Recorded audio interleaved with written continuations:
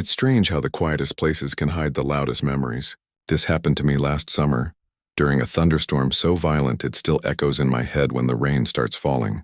I live on the outskirts of a small Midwestern town, not the kind of place where you expect strange things to happen. My backyard borders a patch of woods that stretches about a quarter-mile before it hits a fenced-off government reservoir. I've always loved the peace that comes with living this far from the city, the soft chirping at dusk, the rustling of leaves at night, the way storms roll in slowly across the tree line before crashing down like a symphony. But that peace, it's deceptive. That summer I was training hard for cross-country season. Running was my escape. Every morning before dawn I'd hit that 2-mile loop through the woods, along the road by the reservoir and back. I'd run that route so many times I could probably trace every root and branch blindfolded. I knew every sound the forest made. The distant croak of frogs, the rush of wind through wet leaves, even the occasional crack of deer moving through brush. That's why, when something changed, I noticed immediately. It started small. On one of my evening runs, I thought I heard someone behind me. Soft, quick footsteps just a few paces back. I spun around, expecting to see another runner, maybe someone walking their dog. Nothing, just the empty trail, and the hum of cicadas thick in the air. It wasn't until I got home that night, lying in bed with the windows open, that I realized how uneasy I felt. My neighborhood was usually dead silent except for the crickets, but that night the woods seemed alive in a way that didn't feel natural. There was a kind of rhythm to it, like something waiting for me to fall asleep. Still, I brushed it off. I'd been tired, maybe paranoid. Then came the thunderstorm. Around midnight, the sky split open with thunder so deep it rattled the floorboards. I remember lying in bed staring at the flashes of lightning through my window, listening to the pounding rain. There's something hypnotic about it. The way thunder feels like it's breathing, like the world is inhaling and exhaling around you. And then between those breaths I heard it, a sound that didn't belong. At first I thought it was part of the storm, a soft wailing sound that rose and fell with the wind. But as the rain softened for a brief moment, I heard it again, clearer this time. It was crying. A woman's sobs, faint but unmistakable, right beneath my window. Every hair on my body stood up. I froze, listening, trying to convince myself I was imagining it. The crying came again, soft, shaky, like someone trying not to be heard. Then, through the rain, came a whisper, "Please, help me." That voice didn't sound far away. It sounded right there. My heart was hammering. I jumped out of bed, grabbed my phone for a flashlight, and ran for the front door. My mind wasn't thinking about ghosts or danger, just pure instinct. Someone was out there in the storm asking for help. I sprinted around the side of the house, the rain instantly soaking me to the bone. The beam from my phone barely cut through the downpour. I aimed it toward my bedroom window, and that's when I saw her. She was crouched beneath my window, exactly where the voice had come from. Her hair hung down, dripping wet and tangled, sticking to a white nightgown that clung to her like tissue paper. She looked small, fragile, shaking, hugging herself like she was freezing. "Hey, are you okay?" I shouted over the rain. She lifted her head slowly, and for a moment I thought she was going to say something, but then her eyes met mine and I realized something was wrong. Her pupils were so wide they almost filled her eyes, reflecting the lightning like pools of ink. She stood up fast, too fast. 1 second she was crouched, the next she was sprinting straight toward me. I froze. She ran with a speed that didn't make sense for someone her size, barefoot on wet grass. I took a step back, ready to defend myself, but halfway toward me she stopped. Like she suddenly realized I wasn't who she thought I was. We stood there for a heartbeat, the storm raging around us. Then without a word she turned and bolted, straight toward the woods. I watched her vanish into the darkness, her white gown flickering in the lightning until she disappeared completely. I didn't chase her. I just stood there, the rain pounding my skin, my breath catching in my throat. When I finally moved, I went back inside, locked every door and window, and woke my dad. He thought maybe it was a runaway or someone having a breakdown. We talked about calling the police, but by then it was nearly 2 a.m., and the storm was only getting worse. By morning, it was like nothing had happened. The ground beneath my window was soaked and muddy. No footprints, no sign anyone had been there. I wanted to believe I'd imagined it. I really did. Life went back to normal for about a week. No crying at night, no strange noises, nothing. I even started running again, though I avoided the trail at dusk. Then one afternoon, around sunset, I took my usual route. The air was heavy with humidity. the sky gray and bloated like it was about to burst again. As I came around the bend by the reservoir fence, something caught my eye. There, sitting by the edge of the water with her feet dangling in, was a woman in white. I stopped cold. Even from a distance, I knew it was her. The hair, the posture, everything. I couldn't breathe. The fence surrounding the reservoir was tall and topped with barbed wire. There was no gate near there, no break in the fence. She couldn't have gotten in, not without climbing or cutting through. But there she was, sitting calm and still like the laws of reality didn't apply. I must have made some noise because she turned her head toward me, slowly, and smiled. Not a normal smile, too wide, too stiff. The kind of smile that doesn't belong on a human face. Then she stood up, walked toward the fence, and pressed her face right against it. I could see the water streaming down her cheeks, but I don't think it was rain. "Hey!" I called out, my voice cracking. "You need to leave that area. It's—" Before I could finish, she lunged forward, slamming her palms against the chain link. The metal rattled violently. I stumbled back, my heart pounding in my throat. I screamed that I was calling the police. She tilted her head. Then, without breaking eye contact, she turned and dove straight into the reservoir. No splash, no ripple. She just vanished beneath the surface like the water had swallowed her whole. By the time the police arrived, she was gone. They searched the shoreline, scanned the fence, even brought a spotlight truck. Nothing.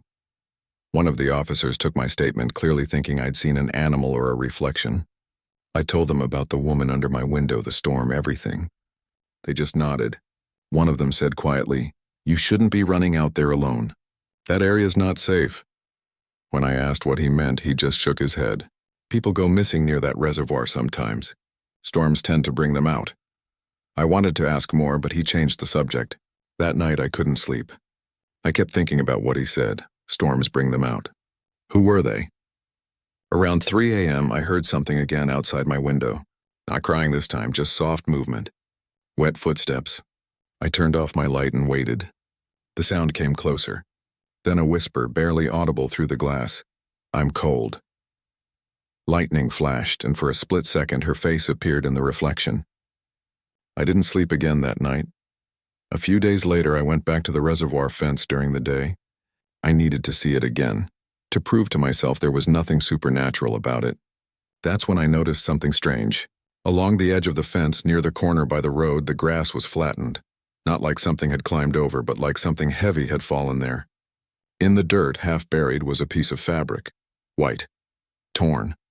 It looked exactly like the nightgown she'd been wearing. I picked it up, and as soon as I did, the air felt wrong, still heavy, like the world was holding its breath. I dropped the fabric and backed away. And that's when I noticed the water. It wasn't still anymore. There were ripples forming, moving outward like something was stirring beneath the surface. Then faintly, just barely audible over the breeze, I heard crying. I ran. I haven't been back since. Every time it rains, I hear faint sounds outside my window, shuffling, sometimes scratching, sometimes whispering. My dad says it's just the wind, that I'm still shaken from what happened. But I know what I heard. Sometimes when the thunder gets close and the lightning flashes across the room, I see wet footprints on the floor beneath my window. And once, just once, I woke up to find my window open, raindrops on my floor, curtains swaying. And faintly, from the woods beyond the fence, a woman's voice, echoing through the storm. "You promised you'd help me." Story 2. The lightning on Miller's Hill. I've always hated thunderstorms. Not because of the thunder itself, but because of the silence that comes before it. That heavy, breathless quiet where even the wind stops moving, and the world seems to wait for something to happen. Where I grew up, storms were common, rolling over the flat farmlands of western Missouri like slow, lumbering beasts. I used to think they were beautiful, until one night, one storm changed the way I see them forever. That night was the reason I don't go outside when it rains anymore, and why I moved as far away from Miller's Hill as I could. But even now, sometimes, when the sky flashes white and the thunder shakes the walls, I swear I can still see the light behind the trees and hear the voice calling my name. It was the summer of 2016. When I was 21, I worked the night shift at a small radio relay station outside of Tallahatchie, Mississippi. It was a lonely job, just me, a stack of maintenance logs, and the sound of static-filled broadcasts running through the equipment. My shift ran from 8 p.m. to 4 a.m., which meant most nights were quiet, empty and soaked in the kind of silence that makes you hear things that aren't there. But one night, during a thunderstorm that the news later called the worst in 2 decades, something happened on frequency 107.9 that I can't explain, and no one believes. That night began like any other. The forecast had warned of severe electrical activity, which basically meant I'd be babysitting the transmitters and making sure the lightning didn't fry the power circuits. I didn't mind storms. The sound of rain on the roof usually calmed me, but this storm wasn't normal. The thunder started long before the rain, a low, constant rumble that didn't fade between strikes. It sounded less like thunder and more like something alive, growling just beyond the clouds. Around 9:30, I was sitting in the control room with my headphones on, monitoring the broadcast feed. The building was old, steel walls, single window, and a backup generator humming outside. The lights flickered every few minutes. The static in the signal rose and fell like a slow heartbeat. Then suddenly I heard something under the static, a voice. At first I thought it was a CB trucker bleeding through another channel. It happens sometimes when the weather messes with the airwaves. But this voice was different. It wasn't talking. It was mimicking. Hello? It said in my exact tone, the same way I always said it when I started the nightly checks. The sound came through the headphones clear as day with the faint hiss of static behind it. I froze. I hadn't spoken a word. The mic wasn't even on. I took off the headphones, stared at the transmitter panel, then slowly turned the dial to another channel. Nothing but static. I switched back. Hello? The voice repeated. Same inflection, same breath, like a recording of myself. Who is this? I said into the mic. The reply came instantly. Who is this? I killed the feed and sat there staring at the console. The storm outside grew louder. Rain slammed against the windows in sheets. I tried to convince myself it was just feedback, maybe some weird atmospheric reflection. I've heard stranger things in my years of radio work, but as I sat there, the air in the room started to feel charged. Every hair on my arm stood up. The smell of ozone grew so strong it burned my nose. Then lightning hit the relay tower. The blast shook the entire building. The lights went out. The equipment sparked, throwing brief flashes of white-blue across the walls. For a few seconds, I could only hear the storm and the hiss of dead air from the speakers. I grabbed my flashlight and went to check the breakers in the back room. As I opened the door, my flashlight flickered. Something moved at the far end of the hallway, a shadow that shouldn't have been there. It looked like a person, but wrong somehow. Too tall, too thin, head tilted to one side like it was listening. I froze. The beam of my light trembled against the concrete floor. When I blinked, it was gone. I shut the door and tried to laugh it off. Just nerves, I told myself. Just the dark playing tricks. I made my way to the power box, flipped the breakers one by one. The lights buzzed back to life. Everything seemed normal again. I walked back to the control room, sat down, and put the headphones on, mostly to prove to myself that it had been nothing. The static was back, but softer now, almost rhythmic. Then the voice came again. Why'd you leave? My throat went dry. It wasn't mimicking me this time. The tone was different, calmer, slower, but still sounded almost like me. Who is this? I whispered a pause. Then, you left me in the rain. I ripped the headphones off. My hands were shaking. I checked the system logs. No input signals, no transmission history, no reason for a voice to be coming through. I turned off the receiver entirely. But even then, faintly from the unplugged speaker, I heard it again. Come outside. The rain outside had turned white like mist. Each lightning flash lit the world up in harsh bursts, making the landscape look frozen in time. Against the horizon, I saw the outline of the relay tower, a crooked metal skeleton with a red light at the top, blinking weakly through the downpour. For a moment, I thought I saw someone standing beside it. I grabbed my coat against every ounce of common sense and stepped outside. The air was electric, literally buzzing like standing under power lines. My boots sank into the mud as I walked toward the tower, shielding my eyes from the rain. When I got closer, I saw it wasn't a person at all. It was something shaped like one, like the lightning had carved a figure into the mud itself. It was blackened, smoking, still steaming from the strike. I crouched down, shining my flashlight on it. The face was featureless, smooth, except for a single split where the mouth would be. And through that slit, faintly, I heard static, not coming from the radio, coming from it. Then it spoke. Stay. The sound was so low it vibrated through the ground. I stumbled backward, dropped the flashlight. Another flash of lightning tore the sky apart, and in that blinding light I saw more figures behind it. Dozens of them. Burned outlines standing in the rain, all facing the station. I ran. I don't even remember how my legs moved, only that I made it back inside, slammed the door, and locked it. The lights flickered wildly.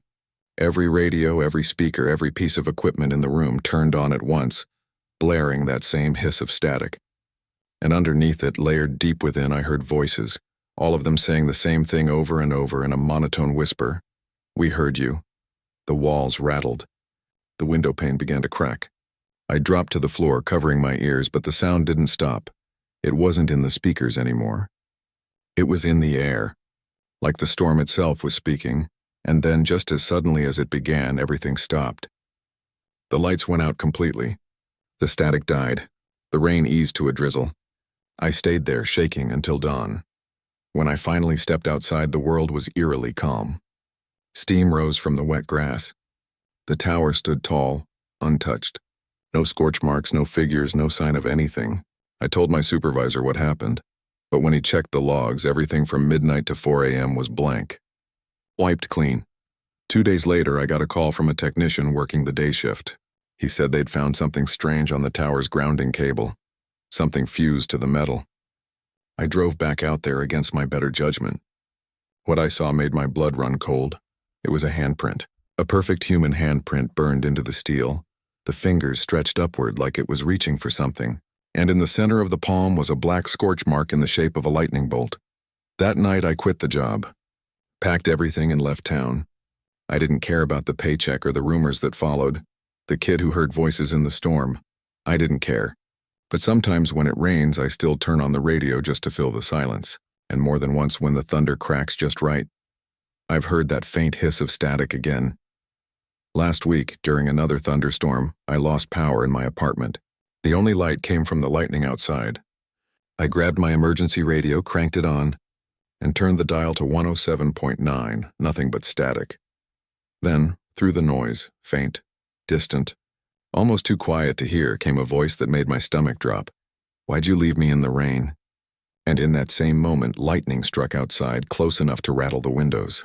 For a fraction of a second, the world went white, and in the reflection of the glass, I swear I saw a blackened figure standing behind me, smiling through cracked, charred skin. The radio is still sitting on my desk, silent now. I haven't turned it back on, but sometimes late at night when the storms roll in, the static comes through on its own, and every time it does, I hear my own voice whisper back, perfectly in sync with the thunder. "We heard you." I've always hated thunderstorms, not because of the thunder itself, but because of the silence that comes before it. That heavy, breathless quiet where even the wind stops moving, and the world seems to wait for something to happen. Where I grew up, storms were common, rolling over the flat farmlands of western Missouri like slow, lumbering beasts. I used to think they were beautiful until one night, one storm, changed the way I see them forever. That night was the reason I don't go outside when it rains anymore, and why I moved as far away from Miller's Hill as I could. But even now sometimes, when the sky flashes white and the thunder shakes the walls, I swear I can still see the light behind the trees and hear the voice calling my name. It was the summer of 2016. I had just finished my first year of college and came back home to stay with my mom for a while. Our house sat at the bottom of Miller's Hill, a long winding slope of farmland and forest that stretched for miles before flattening into the valley. The place had history. Everyone in town knew the stories. Lightning strikes that left trees charred in perfect circles, cows found dead with no sign of burns, and strange lights seen dancing across the ridge on stormy nights. Most people said it was just heat lightning or drunk hunters with flashlights, but my grandpa swore he saw something on that hill when he was a kid. He used to tell me about it in his quiet, raspy voice when I was little. How he and his brother saw a man standing out in the field during a thunderstorm, just standing there while the lightning hit all around him, and how the man didn't move even when a bolt struck the ground at his feet. Grandpa said he thought it was a scarecrow until it turned its head toward them. I laughed back then. I wish I still could. The day it happened, the weather was sweltering. The air felt thick, almost oily, like breathing through syrup. Even the bugs were quiet. My mom had gone into town, leaving me alone with the dog. a golden retriever named Cody who never barked unless something really scared him. I spent most of the afternoon fixing an old radio in the shed. Around dusk, the horizon turned that strange purple-gray that means a storm's coming. You can always smell it before you see it, the ozone in the air, the metallic tang of electricity. Cody started pacing, whining softly, and I remember telling him, "Relax, bud. It's just a little thunder." But when the first flash lit up the tree line, I realized it wasn't a little thunder. The lightning came in bursts, blinding, flickering, constant. It was like the sky couldn't decide whether to stay day or night. I shut off the lights in the shed and stood by the window, watching it roll across the hills. The thunder followed seconds later, deep and rolling, shaking the floorboards. The storm was beautiful in a violent kind of way. Then I noticed something odd. One of the flashes didn't fade. It lingered. For a second or two, the far side of Miller's Hill stayed lit, glowing faintly white long after the rest of the sky went dark again. I thought maybe it was a lightning strike that hit something metallic. I grabbed my phone and stepped out onto the porch to get a better look. That's when Cody started barking, sharp, frantic barks that I'd never heard from him before. His fur stood on end, his tail tucked low. He wasn't barking at the storm. He was barking at the hill. I followed his gaze and my stomach dropped. The light was still there, faint, bluish-white, flickering like a candle in the distance. And in the middle of it, someone was standing. I could see the outline clearly, a tall figure motionless facing our house. Lightning flashed again, bright enough to turn night into day, and I saw the figure more clearly. It was a man. He looked drenched, clothes clinging to him, hair plastered to his forehead. But there was something wrong with how he stood. His posture was too rigid, too unnatural, like he was being held up by strings. The light around him pulsed once, then faded, leaving only the sound of rain and thunder. I should have gone back inside. I should have locked the doors and called my mom. But I didn't. Something about it didn't feel threatening at first. It felt sad, almost pitiful. Like he was lost out there. I grabbed my flashlight, called for Cody, and started walking toward the base of the hill. The rain hit me in sheets, soaking through my clothes instantly. I shouted over the thunder, "Hey! You okay out there?" No response. Just wind and the sound of my own footsteps squelching in the mud. When I got about halfway up the hill, I stopped. The flashlight beam trembled in my hand. The man was still there, maybe 50 feet away now, standing perfectly still. His head was tilted down, rain pouring off his face. "Sir?" I yelled again. No reaction. Then lightning struck, so close I felt the heat against my skin, and in that blinding flash I saw his face. His eyes were open but completely white. His mouth hung slack like he was trying to scream but couldn't. And around his body the air shimmered, faintly blue, almost electrical. The same light I'd seen from the house. It flickered around him like static. Then as suddenly as it appeared, the light blinked out. When my vision cleared, he was gone.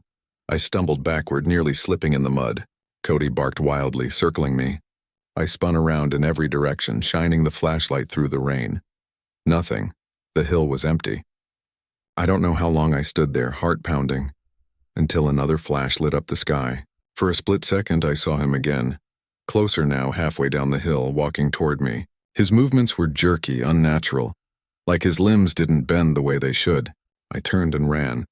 I don't remember how I made it back to the house, only that I slammed the door behind me and locked it, gasping for breath. For the rest of the night, the storm raged. I sat in the living room with every light on. Cody pressed against my leg, staring at the windows. Every few minutes, lightning would flash, and I'd catch glimpses of the hill through the rain. At first, there was nothing. Then I started seeing him again, closer each time. By midnight, he was standing at the bottom of our yard, just beyond the fence, motionless, facing the house. The power went out not long after that. The room fell into darkness except for the occasional white glare of lightning. Every time it flashed, he was there, sometimes closer, sometimes further, like he was moving between the strikes. Then during one flash, I saw something that nearly made me scream. There wasn't one figure anymore. There were three, all of them standing in the field, shoulder to shoulder, facing the house. I backed away from the window, heart hammering so loud it drowned out the thunder. Then faintly, beneath the rain, I heard it. Voices. Not words exactly, more like whispering static, a faint electrical hum that grew louder with each flash. Cody whimpered and bolted under the couch. I wanted to move, to hide, to do anything, but I couldn't. My body wouldn't respond. Then came the sound of footsteps, Wet, squelching footsteps outside the porch. Someone was walking up to the door. I heard the doorknob rattle once, twice, then stop.